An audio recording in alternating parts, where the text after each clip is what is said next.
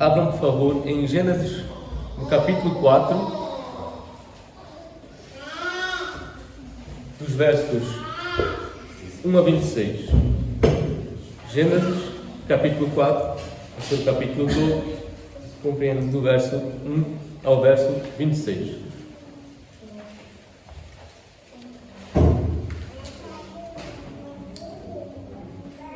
Diz assim o texto: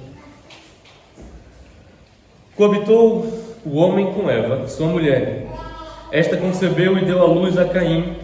Então disse: Adquiri um varão com o auxílio do Senhor. Depois deu à luz a Abel, seu irmão. Abel foi pastor de ovelhas e Caim lavrador. Aconteceu que no fim de uns tempos trouxe Caim do fruto da terra uma oferta ao Senhor. Abel, por sua vez, trouxe das primícias do seu rebanho e da gordura deste. Agradou-se o Senhor de Abel e da sua oferta, ao passo de que Caim e da sua oferta não se agradou. Irou-se, pois, sobremaneira Caim e descaiu-lhe o semblante. Então lhe disse o Senhor: Por que andas irado? E por que descaiu o teu semblante? Se procederes bem, não é certo que serás aceito? Se todavia procederes mal, eis que o pecado jaz à porta, e o seu desejo será contra ti, mas a ti cumpre dominá-lo. Disse Caim a Abel, seu irmão: Vamos ao campo. Estando eles no campo, sucedeu que se levantou Caim contra Abel, seu irmão, e o matou. Disse o Senhor a Caim: Onde está Abel, teu irmão? Ele respondeu: Não sei. Acaso sou eu o tutor do meu irmão? E disse: Que fizeste?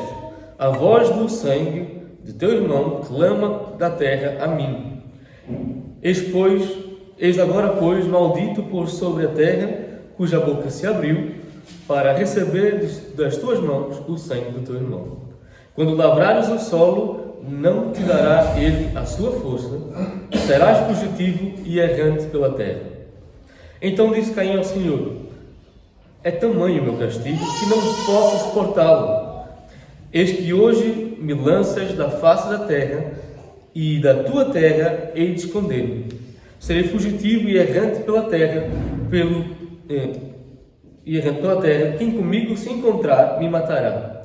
O Senhor, porém, lhe disse: Assim, qualquer que matar a Caim será vingado 7 vezes. E pôs o Senhor um sinal em Caim, para que não se ferisse de morte quem quer que o encontrasse. Retirou-se Caim da presença do Senhor e habitou na terra de Nod, ao oriente do Éden. E coabitou Caim com a sua mulher, ela concebeu e deu à luz a Enoque. Caim edificou uma cidade e lhe chamou Enoque, o nome de seu filho. A Enoque nasceu-lhe Irade. Irade gerou a Meujael. Meujael a Metusael. E Metusael a Lameque. Lameque tomou para si 2 esposas. O nome de uma era Ada e a outra se chamava Zilá. Ada deu à luz a Jabal. Este foi o pai dos que habitam em tendas e possuem gado. O nome do seu irmão era Jubal. Este foi o pai de todos os que tocaram harpa e flauta. Zilá, por sua vez, deu à luz a Tubal-Caim, artífice de todo instrumento cortante, de bronze e de ferro. A irmã de Tubal-Caim foi Naamá. E disse Lameque às suas esposas: Ada e Zilá, ouvi-me, vós mulheres de Lameque, escutai ao passo o que passo a dizer-vos. Matei um homem porque ele me feriu, e um rapaz porque ele me pisou. 7 vezes se tomará vingança de Caim, de Lameque, porém, 70 vezes 7. Tornou Adão a coabitar com a sua mulher e deu à luz a um filho, a quem pôs o nome de Sete. Porque disse ela: Deus me concedeu outro descendente em lugar de Abel, que Caim matou. A Sete nasceu-lhe também um filho, a qual pôs o nome de Enos. Daí se começou a invocar o nome do Senhor.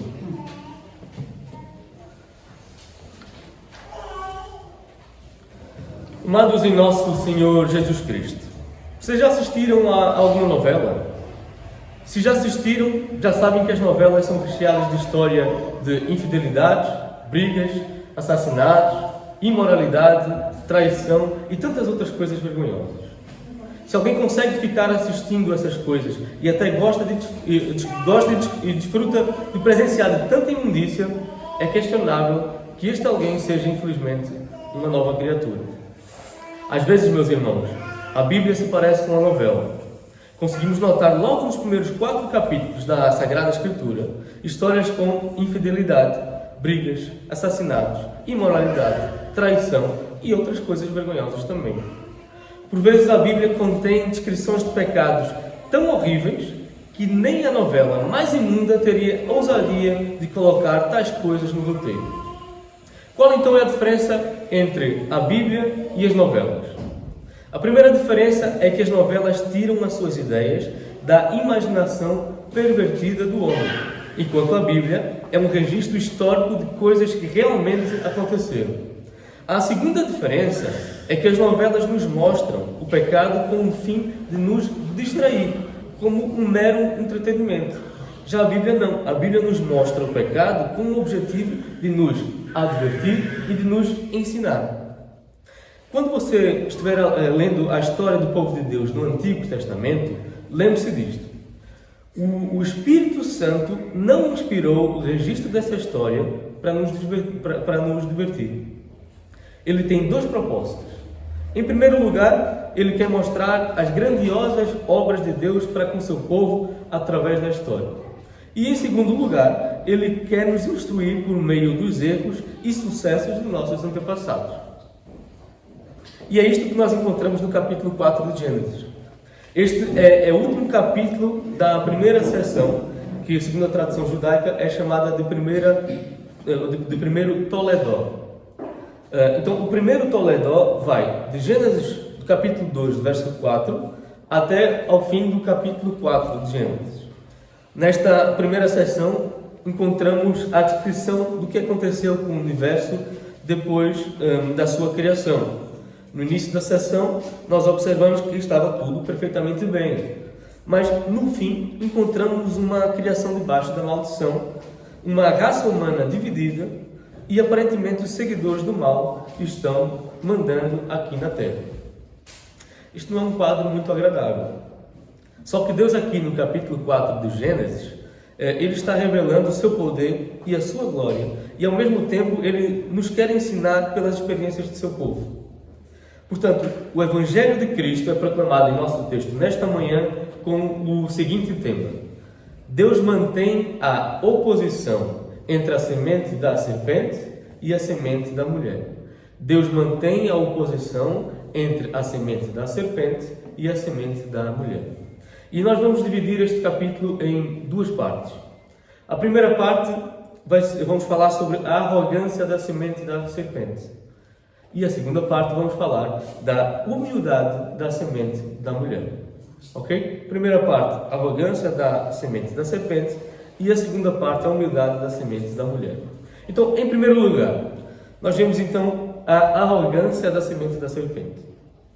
Quando Eva comeu do fruto, ela não tinha a menor ideia das consequências gravíssimas do pecado.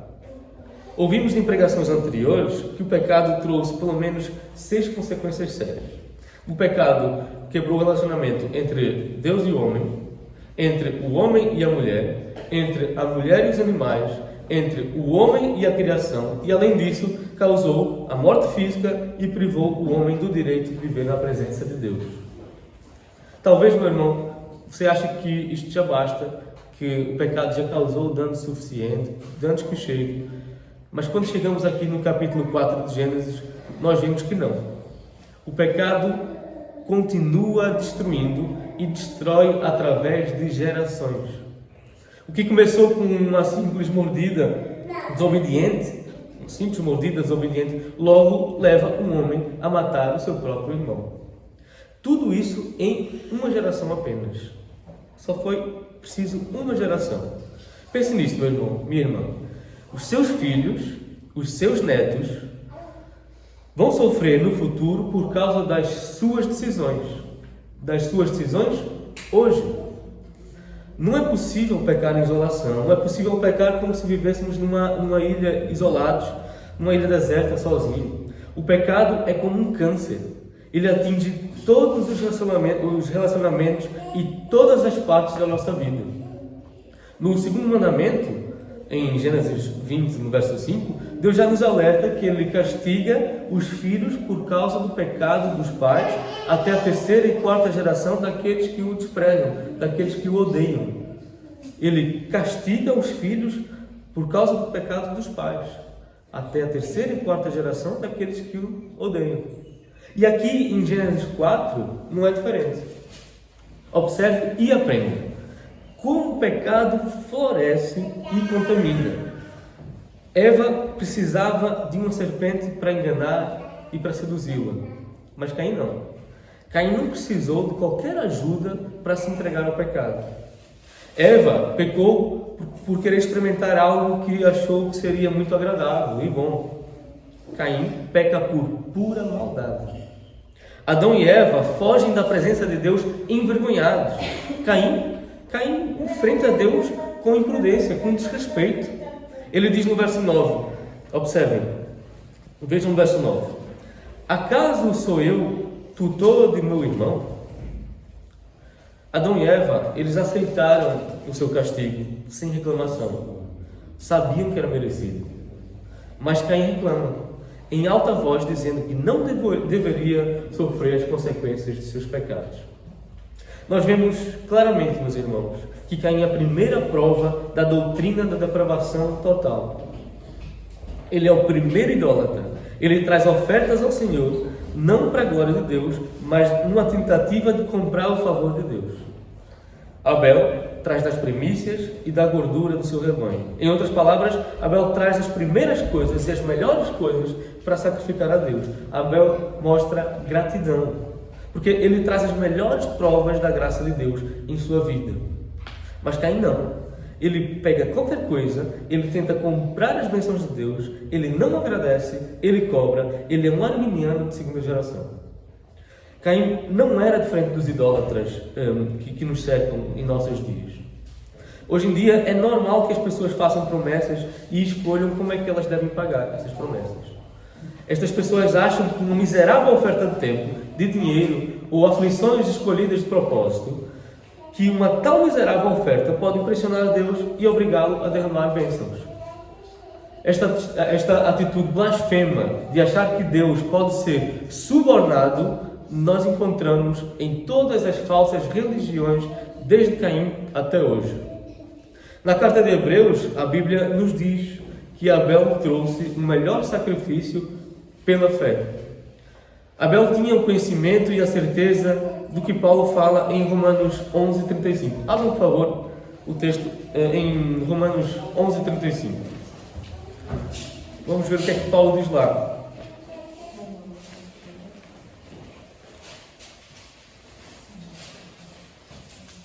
Romanos 11:35.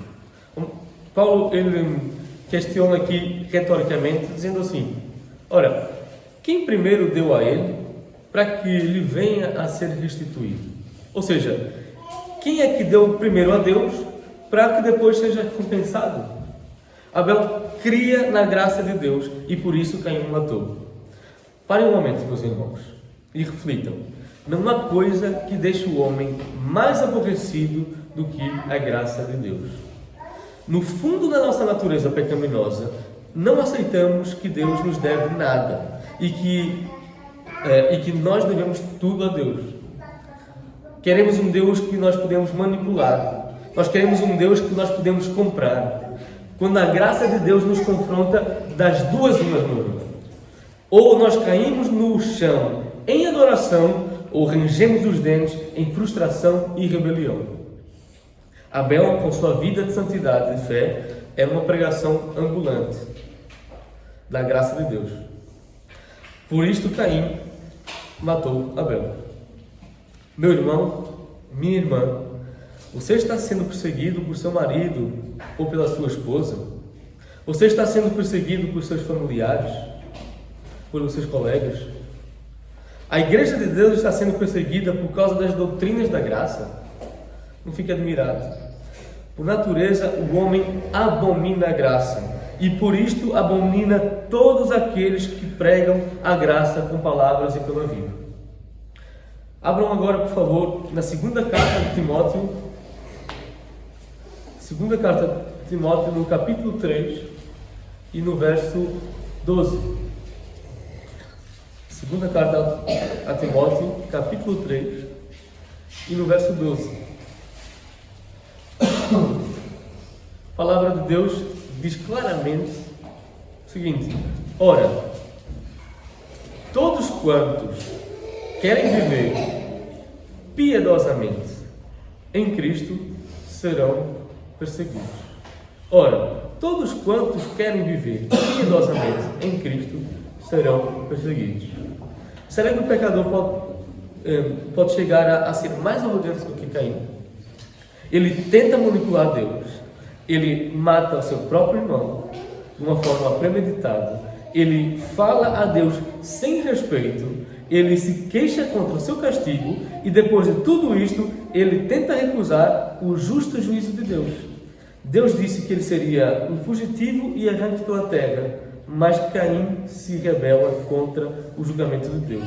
E mais, observe no verso 17 de Gênesis, o que é que diz lá? Caim constrói uma cidade. Se não fosse suficiente, ainda constrói uma cidade. Irmãos, se o pecado já brotou e floresceu e produziu frutos tão venenosos na segunda geração, como será a sétima geração? Achamos as respostas então entre os versos 18 e os versos 24 deste capítulo 4 de Gênesis. Lameque é a sétima geração de pecadores. E como ele representa o ápice do pecador rebelde, ele tem duas mulheres, Ada e Zilá. O nome Ada implica que ela era formosa e Zilá implica que ela tinha uma bela voz. Lameque escolheu duas esposas conforme a cobiça dos seus olhos. Ele vive em perversão sexual, não respeitando a norma do casamento de Deus, que Deus instituiu entre o homem e a mulher. Lameque se orgulha dos seus pecados. Ele canta um hino para si mesmo. Ele se acha impressionante. Se quem precisava de Deus para o proteger, Lameque afirma que pode cuidar de si mesmo. Ele mesmo vai se vingar 70 vezes 7.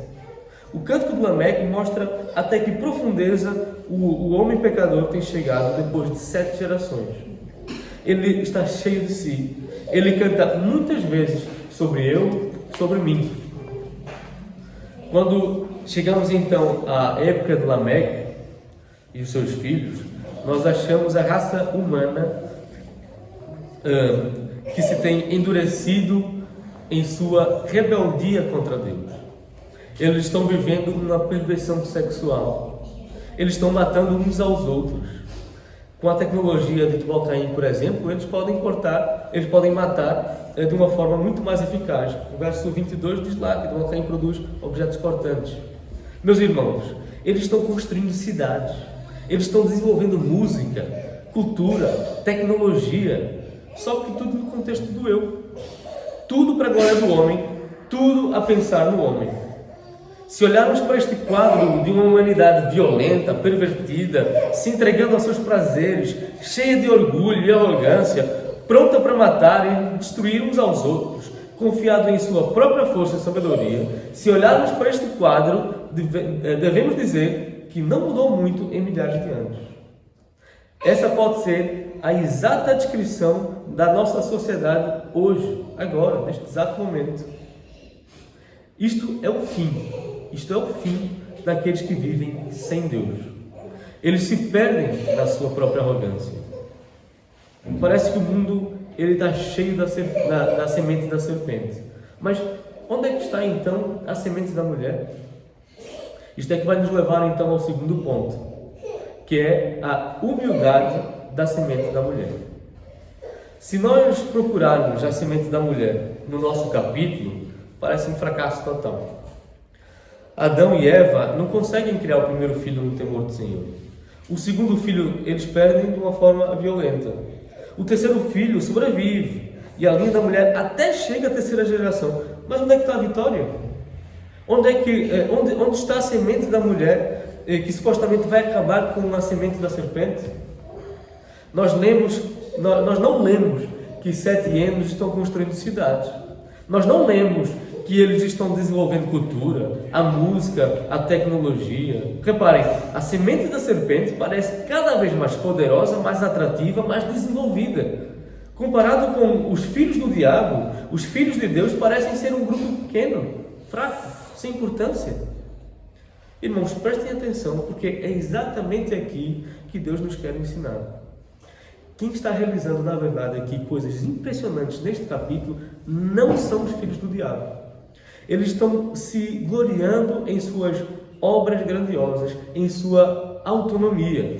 Mas os filhos de Deus estão realizando o que é mais difícil e mais importante do que qualquer outra coisa.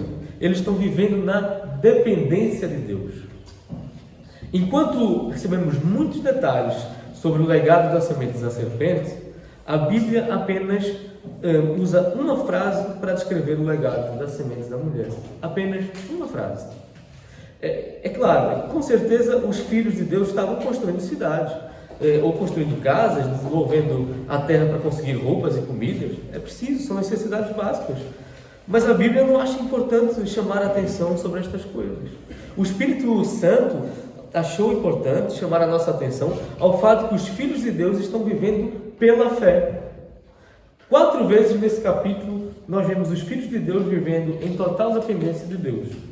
Vejam o verso 1. O verso 1 diz assim: adquiri um varão com o auxílio do Senhor. Eva confessa aqui que deu à luz a um menino com o auxílio do Senhor. Agora, vamos ao verso 4. Observem, diz assim: Abel, por sua vez, trouxe das primícias do seu rebanho e da gordura deste. Agradou-se o Senhor de Abel e da sua oferta. Abel traz uma oferta ao Senhor pela fé. Ele mostra a sua gratidão pela graça de Deus. Agora vamos ao verso 25. O verso 25 diz: tornou Adão a coabitar com a sua mulher, e ela deu à luz a um filho, a quem pôs o nome de Sete. Porque disse ela: Deus me concedeu outro descendente em lugar de Abel, que Caim matou. Eva, depois de perder 2 filhos, um para o mundo e outro porque Abel matou, não é? Eva confessa aqui no verso 25 que Deus não esqueceu da sua promessa, mas que ela concedeu uma outra semente no lugar de Abel. Em outras palavras, Eva estava confessando a sua fé em Deus. Ela estava dizendo: parece que a linhagem da mulher não é nada e que a semente da serpente está crescendo e reinando aqui na terra. Mas Deus é fiel à sua promessa e eu confio nele. Ele vai preservar a linha da descendência da mulher. É isso que ela quer dizer com isto.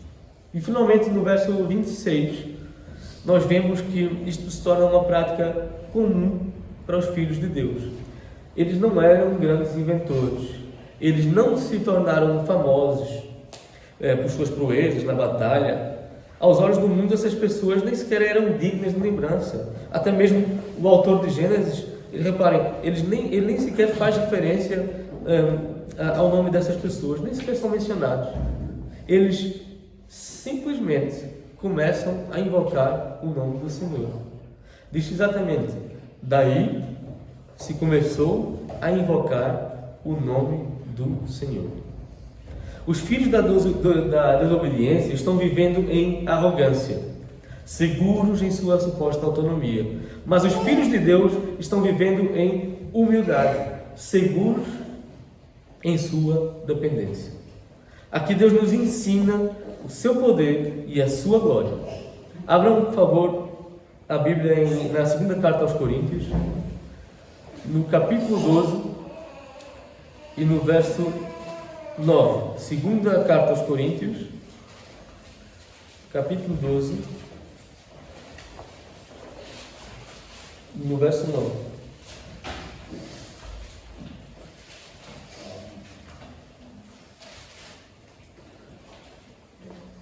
Diz assim: então ele me disse: A minha graça te basta, porque o poder se aperfeiçoa na fraqueza. De boa vontade, pois, mais me gloriarei nas fraquezas, para que sobre mim repouse o poder de Cristo. O meu poder se aperfeiçoa na fraqueza.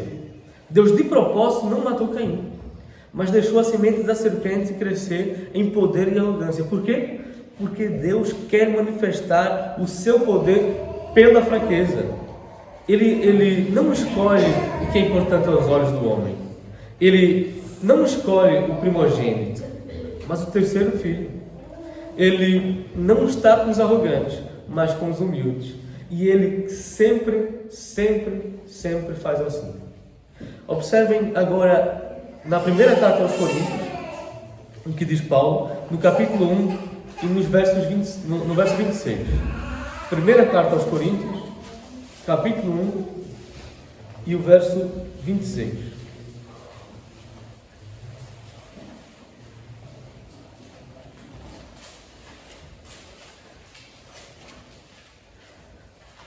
Paulo diz assim: irmãos, reparai, pois, na vossa vocação, visto que não foram chamados muitos sábios segundo a carne, nem muitos poderosos, nem muitos de nobre nascimento. Pelo contrário, Deus escolheu as coisas loucas do mundo para envergonhar os sábios, e escolheu as coisas fracas do mundo para envergonhar os fortes. E Deus escolheu as coisas humildes do mundo e as desprezadas e aquelas que não são, para reduzir a nada as que são, a fim de que ninguém se vanglorie na presença de Deus. A fim de que ninguém se vanglorie na presença de Deus. Se você quer ser alguém importante, meu irmão, minha irmã, se você quer influência ou poder, se você quer ser conhecido e importante neste mundo, é melhor sair da igreja logo, já. No povo de Deus não tem dessas coisas. Pelo contrário, tem fraqueza, tem humildade, tem dependência total de Deus. E aqueles que o amam e guardam os seus mandamentos, Deus abençoa e trata com bondade, com misericórdia, até 1000 gerações. Conforme ele nos promete no segundo capítulo, no segundo mandamento também, em Êxodo 20, no verso 6. Ele abençoa e trata com bondade até 1000 gerações. Quando nós lemos a história das obras de Deus, através dos séculos, vamos ver a cada vez, de novo, que ele trabalha pela fraqueza. Quem é que vai sobreviver no dilúvio? Noé. Noé, que era um humilde descendente de Sete. Os filhos arrogantes de Caim pereceram junto com todas as suas obras em que eles tanto se gloriavam. E quem é que vai ser escolhido como o povo de Deus? Será a humilde nação de Israel. Deus rejeitou os grandes impérios deste mundo. Mas o exemplo maior do poder de Deus se manifestando na fraqueza é o nascimento da semente da mulher. O descendente que Deus prometeu que iria esmagar a cabeça da serpente. Aquele que é o Filho de Deus Altíssimo, que nasceu em toda fraqueza, num simples abrigo para animais. Aquele que foi exaltado como Rei dos Reis e Senhor dos Senhores, passou 30 anos como um simples filho de carpinteiro. Aquele que iria acabar com o poder do diabo, morreu na cruz em toda fraqueza e vergonha e se entregou completamente a Deus. Ele viveu dependendo completamente de Deus e por isso Deus o exaltou e lhe deu o nome que está acima de todo nome. Qual é a prioridade da sua vida, meu irmão? Você está correndo atrás das coisas que o mundo valoriza? Você está se esforçando para engrandecer o seu nome, impressionar os homens com os seus sucessos? Será que você é tão empolgado com estas coisas que você até sai de casa de manhã correndo, esquecendo de começar o dia invocando o nome do Senhor?